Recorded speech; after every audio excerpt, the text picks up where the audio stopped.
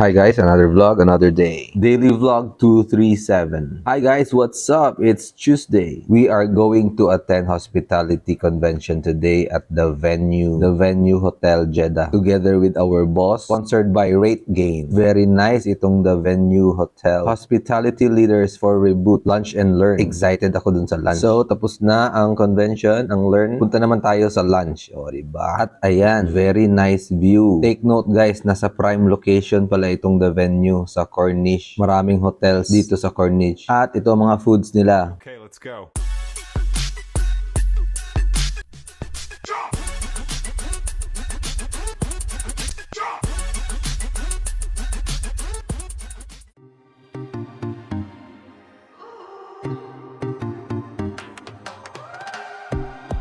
Okay, solves na, busog na. Time to go. Pupuntahan namin yung isang hotel na hindi pa nag-open, under construction pa. Meron tayong short meeting, check natin ang progress, then uwi. Okay, ito na yung bagong hotel, hindi pa nag-open, under construction pa rin. Malayo na, pero malayo pa. Mga first quarter next year to mag-open. So, yun lang guys, dito na muna. Bye!